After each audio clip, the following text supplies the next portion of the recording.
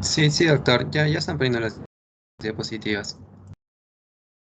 Correcto. Entonces vamos a dar inicio al seminario de trastornos del aparato digestivo bajo con el grupo 6. David Chipana, Mabel Condori, Álvaro García, Renato Larico y Sheila Postillo. Entonces, cada uno de ustedes tiene unos 7 minutos para exponer el tema y luego haremos unas preguntitas para concluirlo. A ver, comenzamos.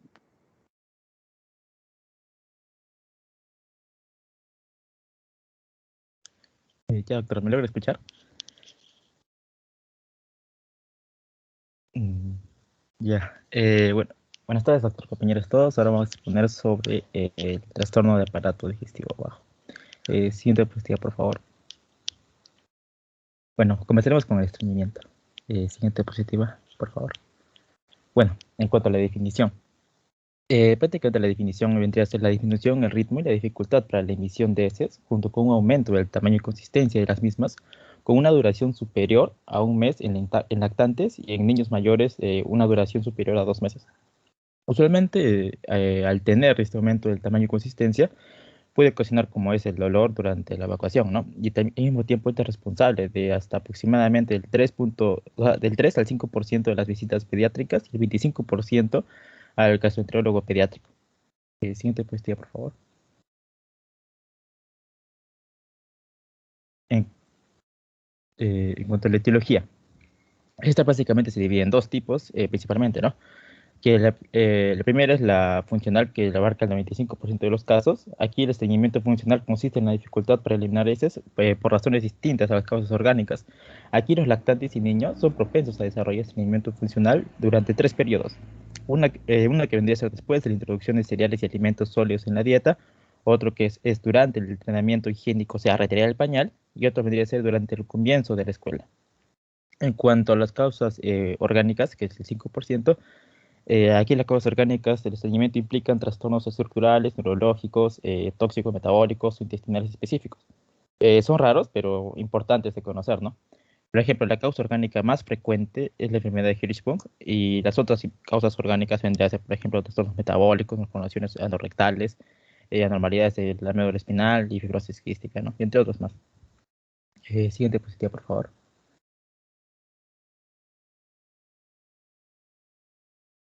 En cuanto a los síntomas y signos. Eh, Aquí el niño indica que siente que no ha podido evacuar todas las heces. El paciente va a sentir un dolor abdominal. Van a ser heces que son difíciles o dolorosas de evacuar. Van a ser menos de 2 evacuaciones de heces por semana. Aquí las heces que son suelen ser heces duras, secas o grumosas. Y también el paciente tiende a cambiar de posición para evitar o retrasar la evacuación de heces, ¿no? Justamente por el dolor que le va a ocasionar, incluyendo pararse de puntillas, se puede balancear, puede apretar las nalgas, por así decirlo, moverse de manera inusual, como si estuviera bailando, o hasta puede tener una hinchazón o distensión abdominal el paciente. Y si es que un niño presenta síntomas durante más de 2 semanas o no desaparecen con tratamiento en casa, este deberá ser llevado al médico, o si es que este además presenta cualquiera de los siguientes síntomas, que son el vómito, dolor constante en el abdomen, sangre en las heces, sangrado en el recto, pérdida de peso y distensión abdominal. Siguiente diapositiva, por favor.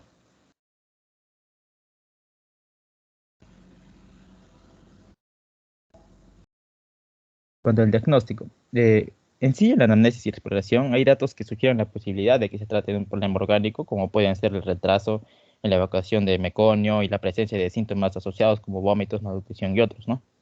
Pero básicamente, el diagnóstico lo podemos sacar mediante con una historia clínica y familiar, donde el médico podrá hacer ciertas preguntas, ¿no? Como, por ejemplo, ¿cuánto tiempo ha tenido estos síntomas? ¿Qué aspecto tienen las heces? ¿Con qué frecuencia tiene una evacuación de heces? Si hay manchas de sangre en el papel higiénico cuando se limpia, o si tienen las heces con manchas rojas, o cuáles son sus hábitos alimenticios, ¿no? Básicamente con esas preguntas ya nos pueden guiar al diagnóstico. Pero al mismo tiempo también podemos hacer un examen físico. Y aquí el médico puede usar un estetoscopio para escuchar los sonidos en el abdomen del niño, revisar la presión arterial, la temperatura y el ritmo cardíaco del niño, comprobar si hay deshidratación, realizar un examen rectal, examinar el abdomen del niño para determinar si tiene masas o bultos, hinchazón o sensibilidad al dolor, ¿no? Siguiente diapositiva, por favor. También podemos hacer pruebas de laboratorio, como son los análisis de sangre, que podrían mostrarnos signos de anemia, enfermedad celíaca o hipotiroidismo, ¿no? También podemos pedir las pruebas de orina, que pueden mostrar signos de afectación médica, como infecciones de la vejiga, que pueden ser causadas por estreñimiento. Y también las pruebas de heces, que pueden mostrar la presencia de sangre, signos de infección e inflamación, ¿no? Ahora, en cuanto a imágenes diagnósticas, aquí podemos hacer una radiografía simple de abdomen que puede ser útil para demostrar la retención fecal, sobre todo en niños que no permiten el examen anal o en grandes obesos en las que la exploración abdominal y rectal no son concluyentes. También podemos usar lo que es un enema de bario, un ultrasonido, una tomografía computarizada, ¿no? Todo esto nos puede ayudar al diagnóstico. Siguiente diapositiva, por favor. Bueno, ahora vamos a continuar con los síndromes de pólipos intestinales. Siguiente diapositiva, por favor. Pero antes de hablar sobre los pólipos intestinales, vamos a hablar qué es generalmente los pólipos. Vamos a ver que son masas que van a estar limitadas por un tejido, por lo tanto van a protruir hacia la luz intestinal. Todos estos pólipos van a tener diferentes tamaños y aspectos, según pueden ser pediculados, sésiles, únicos o múltiples.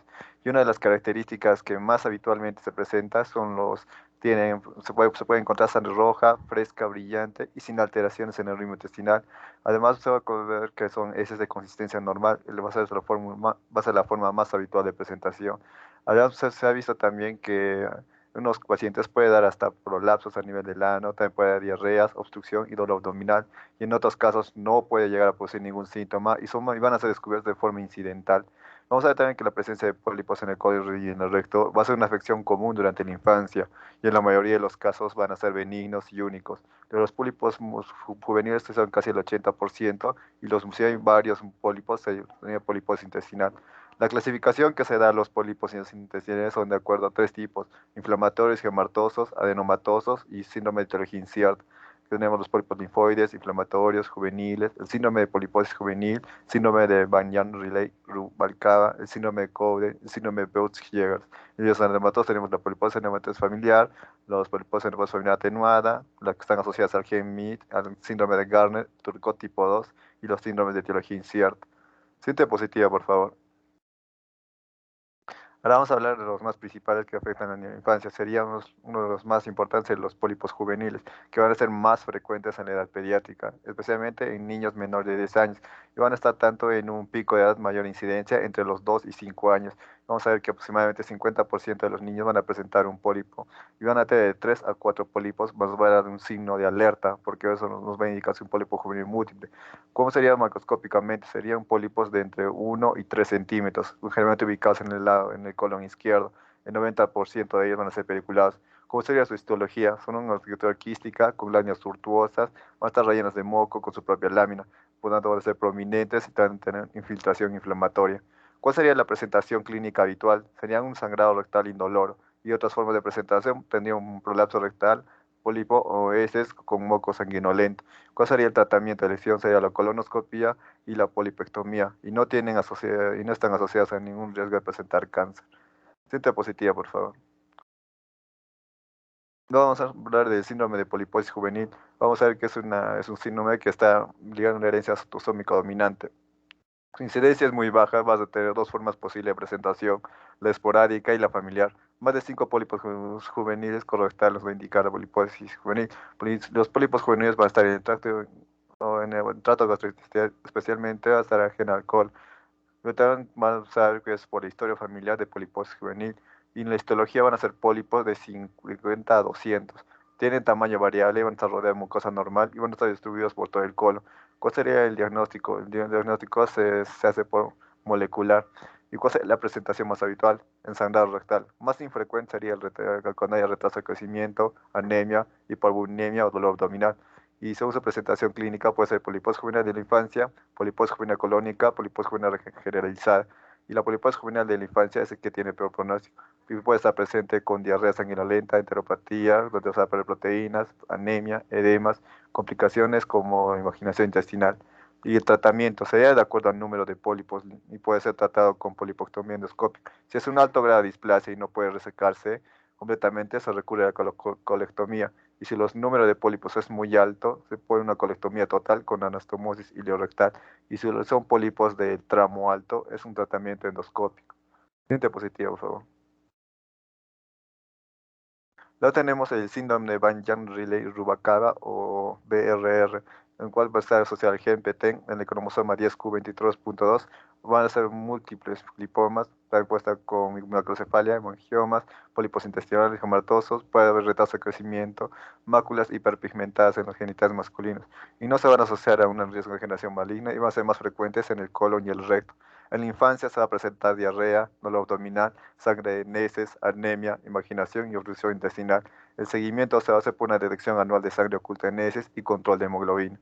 El síndrome de Cowden es el síndrome de los hematomas múltiples. Va a haber una herencia autosómica dominante en el gen PT en el cromosoma 10q23.2. Bueno, en la clínica va a ser triquiolomas faciales, keratosis acra, pápulas o papilomas, hematomas benignos y macrocefalia. El seguimiento va a ser en menores de 18 años, ecografía tiroidea, examen dermatológico, neurológico y psicológico. Y en mayores de 18 años sería la ecografía anual tiroidea, mamografía anual, biopsia endometrial, colonoscopía y ecografía renal bimanual. El síndrome de Peutz-Jeghers, vamos a ver, también es una herencia autosómica dominante, va a estar asociado al gen supresor tumoral LKB1, SKB2. La alerta clínica va a ser manchas hiperpigmentadas melánicas pardas o azul oscuras, que están en los labios y la mucosa bucal. Los pólipos van a ser múltiples y lobulados de superficie lisa y pueden afectar todo el tracto intestinal desde el esófago hasta el recto. El cuadro clínico es anemia con cuadros de imaginación recidivante y van a tener una malignización a largo plazo. El tratamiento son los niños con pólipos solamente van a estar presentes en el intestino delgado y van a ser asintomáticos, no van a precisar un tratamiento. Si están agrupados en una zona concreta, se va a realizar una resección. Siguiente diapositiva, por favor. Vamos a pasar a los pólipos adenomatosos. Los pólipos adenomatosos, vamos a ver, el grupo principal sería poliposis adenomatosa familiar, que es hereditario autosómico dominante. Vas a ver múltiples pólipos adenomatosos. Van a ser premalignos en el colon. Va a estar asociados al gen APC, cromosoma 5q21. Y los pacientes afectados de poliposis adenomatosa familiar van a tener 100% de posibilidad de desarrollar un cáncer de colon si no son tratados. En la clínica, vamos a ver sintomología que presenta está relacionada generalmente con el número de pólipos. Es un riesgo elevado también para desarrollar otros tumores extraintestinales. El diagnóstico hace por test genético, endoscopía, si son pólipos de aspecto afroambrosado. En los pacientes con historia familiar, pero que no se han demostrado alteración genética, se va a realizar una colposcopía anual desde los 12 hasta los 30 años. Y a partir de los 30 años, si no existiera una lesión, se podrá hacer una colposcopía cada 3 a 5 años. En los pacientes con mutación conocida, se realizará una colposcopia anual desde los 10 años y el tratamiento exclusivamente quirúrgico. Siguiente diapositiva, por favor. Luego tenemos las desviaciones, que sería la poliposis adenomatosa familiar atenuada, que también es menos expresiva que poliposis adenomatosa familiar. Son pólipos menor a 100, están en el colon derecho y son planos. Y se van a desarrollar carcinomas de acuerdo a las edades más avanzadas. Tenemos la poliposis asociada al gen MIH, es una variante también de la poliposis adenomatosa familiar, que es autosómica recesiva, mutaciones del gen MIH, son adenomas colónicos de 5 a 100, generalmente están en el colon derecho y tienen un mayor riesgo de presentar cáncer de colon en edades más tardías. Luego tenemos síndrome de Gardner, que es otra variación también, que son donde va a haber tumores óseos y en el tejido blando. Son diagnosticados en la primera década de la vida. Van a ser tumores óseos y cutáneos, van a aparecer antes de la poliposis. Los osteomas y antecedentes familiares de poliposis, también tenemos que descartar el síndrome de Gardner ahí. Afectan principalmente al colon derecho y el 12% son pólipos gástricos y el intestino delgado. Luego tenemos el síndrome de Turcot, que también es otro está asociado también al a la poliposis familiar. Son tumores, va a haber tumores cerebrales malignos. Tiene tipo 1, que es la autosómica recesiva, que es el gen MLH1, tipo 2, que es autosómico dominante con el gen APC, y que según la poliposis familiar y los síntomas neurológicos hay que descartar el proceso invasivo cerebral. Y también sería en las variantes de la poliposis familiar, hay que hacer un cribado de cáncer de colon, así como de otros tumores extraintestinales. Siguiente diapositiva, por favor. Aquí vemos un resumen de los principales síndromes de los pólipos, su defecto genético, su histología y su herencia, y además su recomendación que se haría para cada uno de ellos. Siguiente diapositiva, por favor.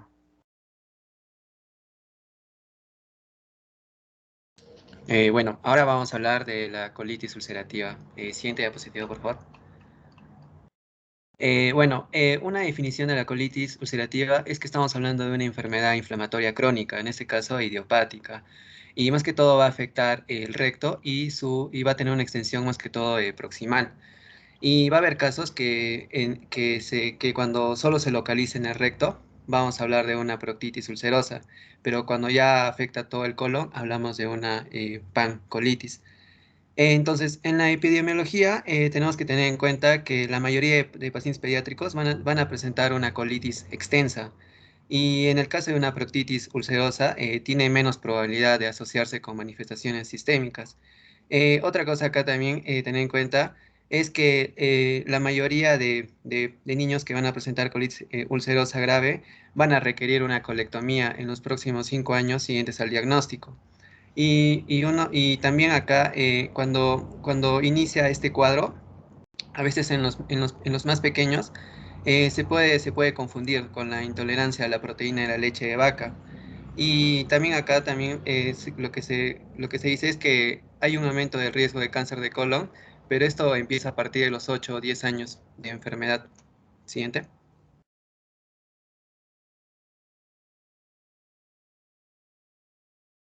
Siguiente. Ya. Síntomas. ¿Cómo se presenta en este caso la colitis? En este caso, más que todo, va a presentar sangre, moco y pus en las heces y en las diarreas. Y en el caso que tenga una proctitis, más que todo, lo que va a destacar es el estreñimiento.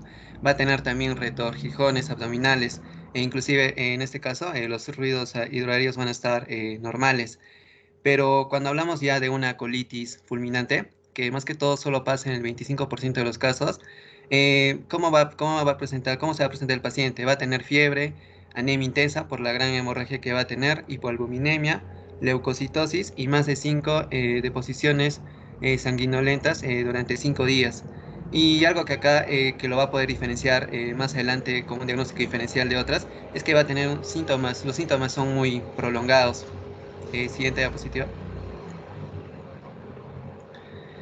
Acá lo que les decía, el diagnóstico diferencial. En este caso, se tiene que tener en cuenta que al comienzo se puede confundir con una colitis infecciosa y por eso se tiene que pedir un coprocultivo, una serología o inclusive en algunos casos con una colitis alérgica. Y en el caso de la enfermedad de Crohn, vamos a tener muchas diferencias. Más adelante les voy a mostrar un cuadrito. Y también cuando el paciente está inmunosuprimido, también los virus pueden hacer un cuadro parecido. Pero en el caso del síndrome urémico hemolítico, en este caso al comienzo puede presentarse este sangrado en las heces, pero en lo que diferencia acá es que luego va a presentarse con una trombocitopenia y una microangiopatía, entonces eso lo va a diferenciar. Y en el caso de la enfermedad de Hirschsprung, puede producir una enterocolitis o antes o poco después de la corrección quirúrgica que van a presentar estos pacientes. Y bueno, en el diagnóstico, como les dije, si es que hablamos en el hemograma, ¿qué podemos saber? Leucocitosis, vamos a ver también anemia severa, en algunos cuando es una fulminante, y vamos a ver también hipoalbuminemia, la velocidad de sedimentación y el PCR van a estar elevados, y bueno, va a haber algunos casos inclusive que en la colitis fulminante van a estar normales, pero acá en el caso de la calprotectina fecal, es un gran marcador, tiene una gran alta sensibilidad, pero acá lo que va a ser el diagnóstico, lo que va a confirmar más que todo acá va a ser la endoscopía. Y bueno, también se puede pedir un enema de vario, pero en la endoscopía, más que todo, vamos a ver que la colitis suele comenzar en el recto. En el aspecto macroscópico vamos a ver un eritema, edema, una pérdida del patrón vascular, a veces vamos a ver granulosidad, y en este caso, una diferencia con la enfermedad de Crohn es que es la extensión. Y bueno, también otras características, ¿no? Que les voy a mostrar en las siguientes diapositivas. Siguiente, por favor. Bueno, el tratamiento acá más que todo, la mayoría de pacientes van a tener un tratamiento médico y solo en un 25% de casos van a requerir una indicación quirúrgica, que es la colectomía. Pero en el tratamiento médico normalmente se va a iniciar con lo que son las sulfosalacinas, en este caso pues, los salicilatos, pero eso va a ser cuando va a ser leve, moderado, o no, leve y para mantenimiento. Y ya cuando es un cuadro moderado, grave, ya vamos a pasar a los corticoides. Y si es que hay una sospecha de infección, también vamos a dar antibióticos. Pero en el caso que haya una refractoriedad a los corticoides, ahí ya se va a usar lo que son los anti-TNFs, que son el infliximab. Y bueno, siguiente diapositiva. Y bueno, eso era lo que les quería comentar. La colitis ulcerosa y la enfermedad de Crohn. Como les dije, la colitis es exclusivamente del colon. La distribución va a ser continua, entonces cuando veamos en la endoscopía, esto lo va a diferenciar la enfermedad de Crohn, que va a ser discontinuo, e inclusive en el cuadro clínico no va a haber afectación anal en la colitis. Y bueno, acá están los síntomas típicos, ¿no? Como les dije, las diarreas, heces con sangre y defecación incompleta. Y otra cosa acá también que mencionar es que más que todo, la colitis va a tener más que todo solo compromiso mucosa y van a estar ausentes más que todo lo que son los granulomas, las fisuras, inclusive el engrosamiento fibroso de la pared. Siguiente. Vamos a continuar con la malformación anorrectal, que bueno, es un defecto congénito que ocurre entre la quinta y la séptima semana de gestación. Va a estar caracterizado por un desarrollo inadecuado del orificio anal, del recto, los nervios y los músculos que van a ayudar a la evacuación. Y de esta forma el recién nacido no va a poder defecar de manera normal. En el desarrollo embriológico existe en un principio un reservorio común, que es la cloaca, para el tracto urinario y el intestino distal.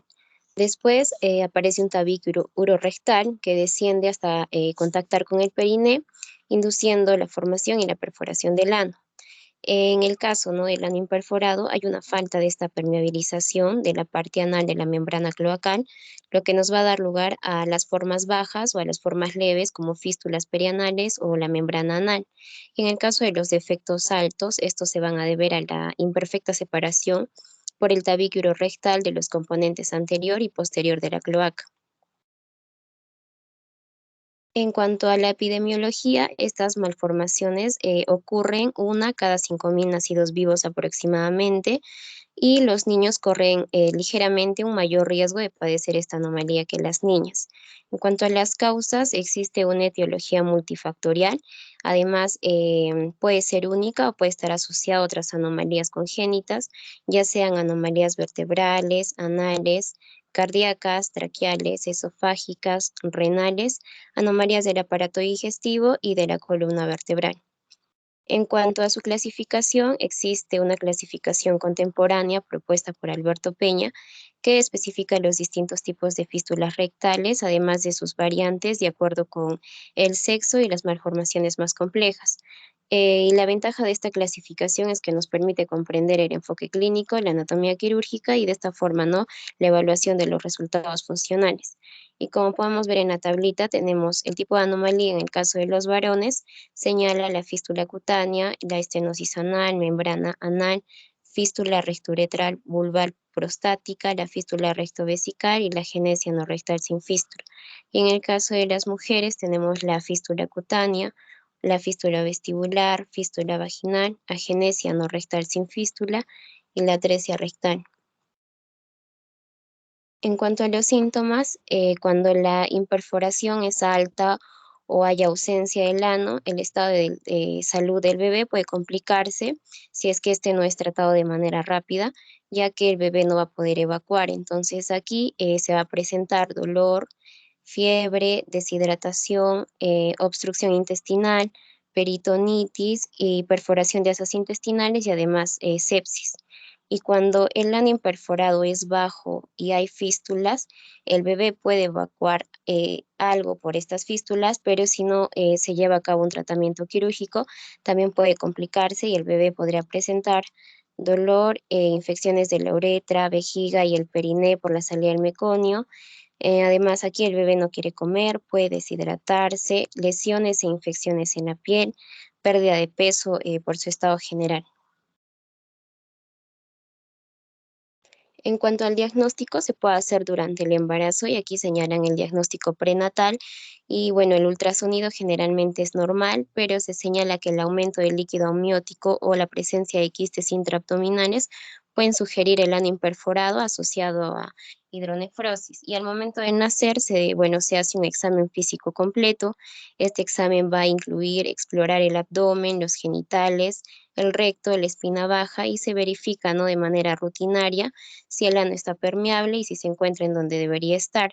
Además, se verifica si existe un orificio único en el periné, si hay meconio entre los labios genitales en el caso de la niña o en la uretra del pene en el caso del niño.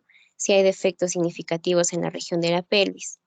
Y bueno, si no se realiza el diagnóstico durante esta revisión o durante este examen físico, el defecto suele detectarse tras la primera comida del recién nacido, ya que poco después van a aparecer signos de obstrucción intestinal. También tenemos estudios de imagen como la radiografía simple de abdomen y este estudio va a mostrar la localización exacta de la malformación para un tratamiento inmediato y además también permite diagnosticar la presencia de alguna fístula.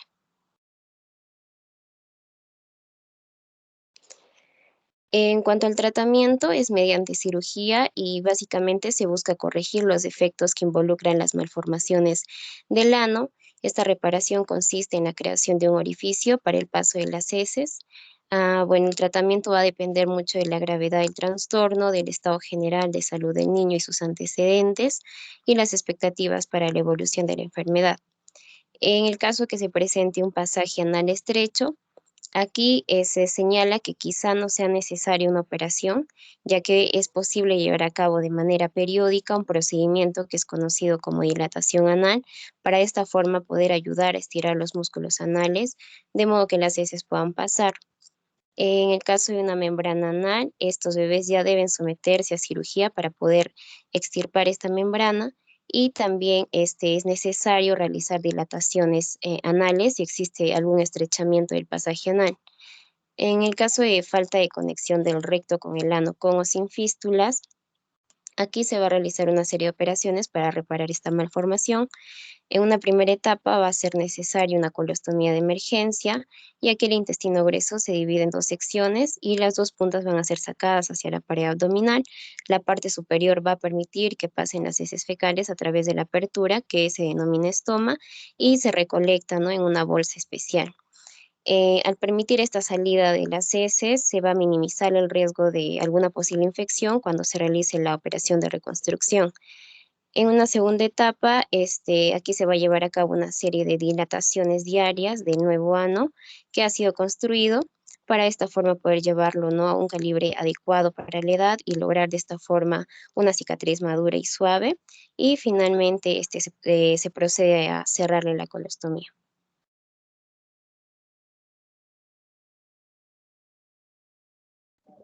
Bueno, ahora vamos a hablar acerca de la enfermedad de Hirschsprung. Siguiente, por favor.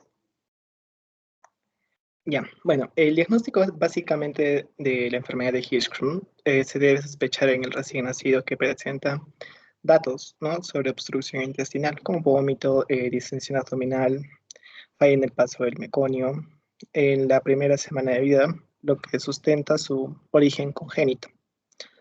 Ya los pacientes con esta enfermedad son predominantemente del sexo masculino y pueden presentar una impactación fecal colónica, y en la valoración abdominal muestran una desimpactación que puede ser explosiva al examen digital del recto, con vaciamiento del 96% de los pacientes.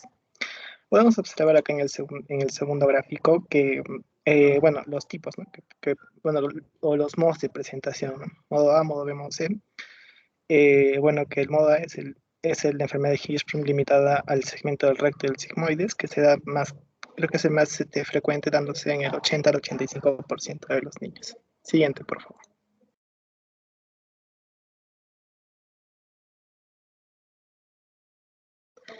Ok. Bueno, ahora hablando de la etiología. Bueno, la etiología en sí es desconocida y la patogenia se explicaría por una detención de la migración cefalocaudal de los precursores neuronales, es decir, de los derivados de la cresta neural, a lo largo del intestino durante la embriogénesis. Y según esta patogenia, la enfermedad de Hirschsprung sería una neurocristopatía, ¿no? Las células de la cresta neural aparecen primero en el estómago más o menos a la 7ª semana de vida y el resto ya aparece a la 12ª. Y a esta edad los plexos de Auerbach y Meissner ya son visibles, ¿no? También se ha apuntado algunas características moleculares de la matriz extracelular de la pared intestinal que impedirían que las células procedentes de la cresta neural colonizaran esa zona. Los procesos axonales de los nervios extrínsecos entran y se dispersan en el intestino, estimulando así la contracción. Al no existir la oposición de las células ganglionares, provocarían lo que es la obstrucción funcional del tramo gangliónico, ¿no? Y bueno, estos nervios extrínsecos tienen elementos sensoriales que poseen una función que aún no ha sido muy explicada, pero bueno, recientemente se ha visto que mediante técnicas tridimensionales inmunohistoquímicas que han demostrado que la inervación axonal de la mucosa es anormal, además de existir el aganglionismo. Y esto puede ser importante en relación con la capacidad secretora y absortiva del intestino y contribuir tal vez a la aparición de una enterocolitis. También se sabe que el déficit de óxido nítrico por una oxígeno-nítrico sintasa disminuida podría explicar la espasticidad asociada a las regiones agangliónicas. El intestino anterior a la zona que es agangliónica se va a dilatar, se va a hipertrofiar por el cúmulo de heces, de gases, y va a ocurrir un peristaltismo inútil para vencer la obstrucción intestinal con la contracción tónica. Siguiente, por favor. En el cuadro clínico, a diferencia de algunas malformaciones intestinales anatómicas, en la enfermedad de Hirschsprung, muy rara vez se logra diagnosticar en el periodo prenatal. Bueno, en algunas ocasiones los estigmas de una neurocristopatía o un intestino ecogénico visto por resonancia magnética o ecografía hacen sospechar de una enfermedad de Hirschsprung. Sin embargo, en la mayoría de los casos el diagnóstico se realiza en el periodo postnatal por sus manifestaciones clínicas que va a presentar el paciente. Bueno, en aquellos casos en los que los síntomas se evidencian desde el nacimiento, la ausencia del paso del meconio en las primeras 24 a 48 horas es uno de los signos cardinales en esta patología. Está presente en el 80-90% de todos los lactantes con esta enfermedad. Además, también se pueden asociar distensión abdominal, estreñimiento con el colon y signos de obstrucción intestinal. Bueno, en este cuadro se resumen las principales manifestaciones clínicas de la enfermedad asociadas a la enfermedad de Hirschsprung, no como la perforación intestinal neonatal, que ocurre en el 5% de los niños con esta enfermedad, y los síntomas son los vómitos, el estreñimiento, el letargo, la mala alimentación, la distensión abdominal y la diarrea. La obstrucción intestinal, que es de tipo funcional en los recién nacidos, también puede presentarse en niños mayores. El retraso en el paso del meconio. En el 50% de los niños con la enfermedad de Hirschsprung, el paso del meconio en el primer día de vida no excluye la enfermedad. Generalmente es pasada a las 48 horas. El estreñimiento inicia los primeros 6 meses de vida y hay que sospechar si hay dependencia de enemas o de supositores para defecar. Falta de crecimiento, esto es variable, de profunda leve. Si hay enterocolitis, este es de inicio rápido y cambio brusco de síntomas en varias horas, y esto puede ser fatal. Siguiente, por favor. Bueno, en el diagnóstico, básicamente, se va a basar el diagnóstico realizando una buena historia clínica y un buen examen físico, estudios de imagen, una manometría anal y biopsia rectal. Bueno, en los estudios de imagen, el de elección es el enema con contraste, en muchos casos, o precede una radiografía simple de abdomen, donde se observa que hay una dilatación en el intestino, generalizada con ausencia de gas a nivel distal. En el enema con contraste se encontrará básicamente un estrechamiento en el recto con un sigmoideo y una dilatación del colon a nivel proximal. La manometría anal, esta técnica se utiliza, consta de la valoración del reflejo anal inhibitorio. ¿Ya? Y este reflejo anal inhibitorio es la relajación del esfínter anal interno en respuesta a la dilatación del recto. La ausencia de este reflejo es sugestiva de esta enfermedad. Bueno, este reflejo se establece a partir más o menos de la semana 26 de gestación y está presente bajo la sedación, por lo que puede ser evaluable incluso en pacientes no cooperadores. Hay aproximadamente un 25% de falsos negativos y falsos positivos relacionados a errores técnicos. Este estudio cuenta con una especificidad y una sensibilidad bastante alta, entre un 90 a 94% respectivamente. La biopsia anal, básicamente este es el estándar de oro para el diagnóstico de la enfermedad de Hirschsprung, con una sensibilidad y una especificidad de 97 y 99% respectivamente. El estudio de las biopsias se realiza con dos objetivos: establecer primero la ausencia de las células ganglionares y establecer una zona de transición, es decir, delimitar el nivel más distal de la inervación normal. Una biopsia adecuada debe incluir la submucosa y debe ser tomada al menos a 2 centímetros de la línea dentada para evitar falsos positivos, debido a la zona hipoganglionar fisiológica de este segmento. Actualmente las biopsias se analizan en dos modalidades, la de rutina y la tradicional, con la tinción de hematoxilina eosina y técnicas especiales, como la histoquímica de acetilcolinesterasa e inmunohistoquímica de calretinina. No podemos ver en la imagen que hay una diferenciación, ¿no? En la última imagen podemos ver en la calretinina, la primera, la C, se ve cómo es lo normal, y la E se ve cómo es lo que en la enfermedad de Hirschsprung, ¿no? Siguiente, por favor. Bueno, en cuanto al tratamiento es quirúrgico, ya el tratamiento es quirúrgico, sin embargo, previo a la cirugía, hasta el 50% de los pacientes pueden desarrollar una enterocolitis asociada a la enfermedad de Hirschsprung, y hasta un 35% de los pacientes posterior al tratamiento quirúrgico. La mayoría de los casos con esta enterocolitis asociada a esta enfermedad son de causa desconocida, por lo que su tratamiento es empírico y dirigido al alivio de los síntomas. La conducta terapéutica está basada en la gravedad de los mismos, ¿no? Acá tenemos un cuadrito donde nos puede guiar, ¿no? Nos dice guía diagnóstica y clasificatoria para enterocolitis asociada a la enfermedad de Hirschsprung, donde tenemos 1 cuando es posible, 2 definitiva y 3 cuando es severa. ¿No? Tenemos la clínica, el examen físico y los hallazgos radiográficos, pero como nos vamos a enfocar aquí es en el tratamiento, entonces el manejo de la 1 es básicamente ambulatorio, con una dieta de hidratación vía oral y utilizando metronidazol vía oral. En la 2, que es definitiva, es ambulatoria o intrahospitalaria, con líquidos claros o nada por vía oral, hidratación también. Se utiliza metronidazol y considera antibióticos de amplio espectro.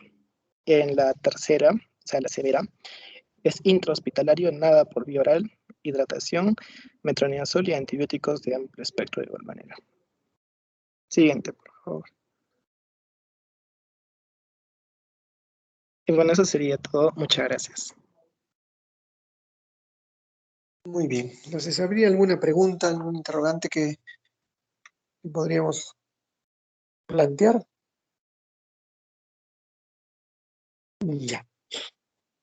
En relación al estreñimiento, la prueba de hacer una radiografía simple de abdomen no está dentro del diagnóstico, o sea, para corroborar el diagnóstico. El diagnóstico básicamente es clínico. Una tomografía, una radiografía, pueden tomarse, ¿no? Pero no debe hacerse una costumbre, una rutina. Entonces, de tal manera que si no tenemos la radiografía, no hacemos el diagnóstico, ¿no? El diagnóstico es clínico por el tipo de defecaciones, al momento de palpar en el examen físico la masa o la cuerda cólica. Los estudios imagenológicos que son invasivos, una radiografía de colon por enema o una tomografía, son de mucha utilidad, pero no son, ¿no? En relación a los pólipos, lo que caracteriza todo esto son diarreitas, deposiciones con sangre y con moco, generalmente, o sangrado rectal, pero de carácter indoloro. Entonces, cuando un niño viene con rectorragia o tiene parte del colon protruido, del recto por del esfínter anal, entonces debemos sospechar de esta presencia de pólipos. El tratamiento es básicamente quirúrgico. Y bueno, esas son las cosas que teníamos que aclarar un poco. por lo demás, la exposición ha sido muy, muy buena. ¿Queda alguna cosa pendiente? Si tuvieran alguna duda.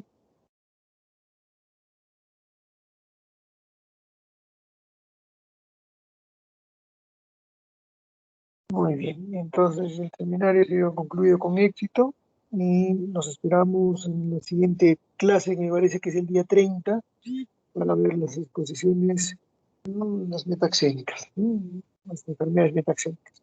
Muy amable, gracias por su asistencia. Gracias. Gracias, doctor. Gracias, doctor. Gracias, doctor. Adiós, adiós.